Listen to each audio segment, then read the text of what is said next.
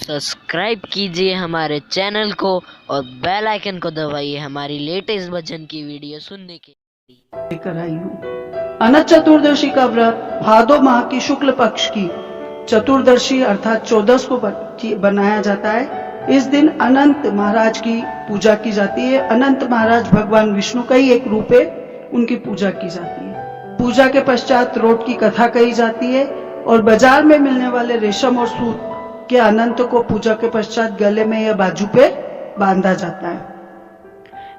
इस दिन घर में रोट बनाए जाते हैं और प्रत्येक समाज और परिवार में रोट बनाने की विधि और उनकी संख्या अलग अलग होती है और उनकी पूजा करके उनको खाया जाता है। तो आप रोट की संख्या और रोट बनाने की विधि अपने घर के बड़े बुजुर्गों से पूछकर और उस तरीके से आप बना सकते हैं। अब देखिए अनंत चतुर्दशी रोट चौदस की कथा। एक गांव में एक डोकरा डोकरी रहते थे, उनके एक बेटा बहू थे।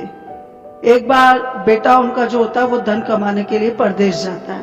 तो जाते समय वो अपनी माँ से कह के जाता है कि माँ मैं जब तक नहीं आऊं तब तक परंडे का पानी खत्म मत होने देना और चूल्हे की आग मत बुझने देना। और ये कह के वो तो परदेश चल जाता है। अब बहू हमेशा इस बात का ध्यान रखती कि कभी भी परंडे का पूरा पानी खत्म नहीं हो और चूल्हे की आग नहीं बुझे। पुराने जमाने में क्या होता था कि चूल्हा जलाया जाता था और चूल्हे में क्या करते थे कि जो कंडा रहता है एक, उसको आग यानी राख के नीचे दबा के रखते थे, उसको बोलते थे बसंधर। और वो उसी को निकाल के और वापस उसमें हवा देके और वापस से कंडा और लकड़ी उससे जला लेते थे। तो इस तरह से चलता रहता था। और माचिस तो होती ही नहीं थी पुराने जमाने में। तो इस तरह से कई साल बीत गए, परंतु एक दिन क्या होता उनके घर में कि चूल्हे की तो आग भी बुझ जाती है और परंडे का पानी भी खत्म हो जाता है। तो बहू घबरा जाती, तो वो फटाफट कुएं से पानी लाके पानी तो भर देती है और आग मांगने के लिए वो पड़ोस में जाती है। तो पड़ोसन से कहती कि भाई मेरे को बसंदर दे दो, थोड़ा सा आग दे दो। तो उसकी पड़ोसन कह देती कि आज तो हम किसी को भी कुछ उधार नहीं देते। तो पूछती कि भाई ऐसा क्यों? तो पड़ोसन बताती कि आज रोट 14 है और हमारे घर पे ना रोट बनाए जाएंगे, पूरा घर लिपा जाता है, परंडे का भी पूरा पानी ढोल के साफ किया जाता है, फिर हम नहा धो के तैयार यानी अच्छे शुद्ध होके और फिर अनाज पीस के रोट बनाएंगे, उनकी पूजा करेंगे और फिर खाना खाते। और आज हम किसी को कुछ नहीं देते। तो बहू सोचती कि उसके तो चूल्हे की तो आग बूझेगी, तो क्यों नहीं वो भी इसी व्रत को कर ले। तो वो भी घर आती है, पूरा घर लिपती है। तो और जब घर लिपती है तो चूल्हा भी लिपती, तो उसकी सासू जी देखती तो सासू जी चिल्लाने लग जाती कि तू ये क्यों कर रही है, कि चूल्हे की आग क्यों बुझा रही है। तो वो कोई जवाब नहीं देती और वो तो अपना धुने धुन काम करती जाती, परंडे का भी सारा पानी डोल के साफ करके फिर से पूरा पानी भरती गी। इस तरह से करती, फिर नहा धो के फिर अनाज पीसती है, फिर आग जलाती नहीं और फिर रोट बनाती। उन रोट में वो 7 चीजें डालती है: दूध, सूत, दूध, चना, धना, दही और घी। और रोट बनाती है।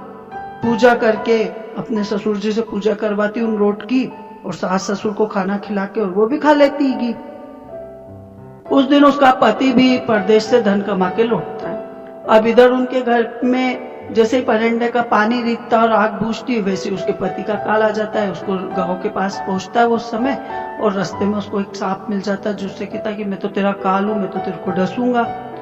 तो वो सांप से कहता है कि मैं तो कई साल बाद अपने घर जा रहा हूँ, मेरे माँ बाप की मैं इकलौती औलाद हूँ, मेरे बूढ़े माँ बाप मेरा रास्ता देख रहे हैं, तो मेरे को उनसे मिल लेने दो, घर जाके मैं उनसे मिल लूं, फिर रात को आके तुम मेरे को डस लेना 12 बजे बाद आके, जब सब सो जाएंगे तब। तो सांप पहले तो उसकी बात नहीं मानता है, बोला नहीं तू तो कहीं चल जाएगा। तो बोले नहीं, मैं बल्कि तुम्हारे लिए मेरी बीबी की चोटी लटका के रखूंगा पलंग से नीचे, ताकि तुम उस पर चढ़ के और आ जाना। तो सांप उसकी बात मान लेता और उसको घर जाने देता। अब वो घर पहुंचता है, सबसे मिलता है, खाना वाना खाता है और थका हुआ रहता है तो सोने चल जाता है। उसकी पत्नी भी क्या करती है कि उन रोट को कहानी सुना के रात को और उनको ढक के अपने कमरे में रख के, और वो तो दिन भर की थकी हुई थी तो वो भी सो जाती है। अब उसके पति को तो नींद ही नहीं आती, वो लेट तो जाता है पर उसको तो नींद ही नहीं आती, क्योंकि उसको तो मालूम है कि रात को 12 बजे बाद सांप आएगा और उसको डसेगा।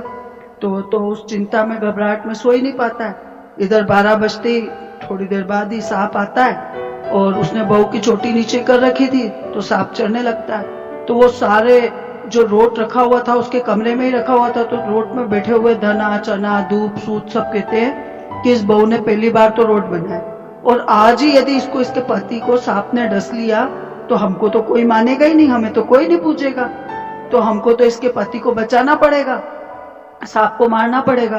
तो रोड के अंदर से आवाज आती है, हाँ हाँ हमको ऐसा करना पड़ेगा।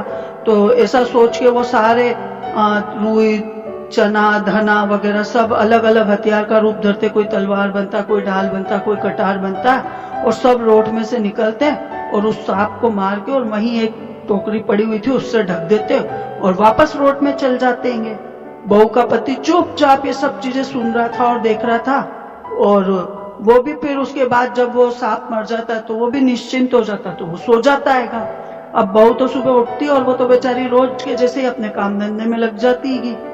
अब बेटा उस दिन थोड़ी देर से उठता है, दिन चढ़ जाता है तब तक नहीं उठता है। तो जब बेटा उठता है तो उसके माँ बाप उससे पूछते कि बेटा आज तो तू खूब सोयो। तो बेटा अपने माँ बाप से पूछता है कि माँ कल खाने में क्या बनाया था, कल क्या था जो आपने वो चीज बनाई थी।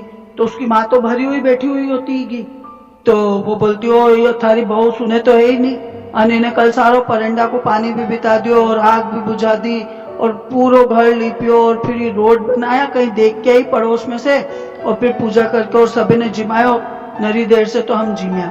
फिर वो बताता है कि इन्हीं रोड ने कल मेरी रात को जान बची। रोड में जो भी सामान डाले थे उन्होंने सबने ही कल मेरे को एक सांप डसने वाला था, कल मेरा काल था, तो वो सांप को इन रोड में जो सामान थे उन्होंने ही मार के और ढका और तब मेरी जान बची।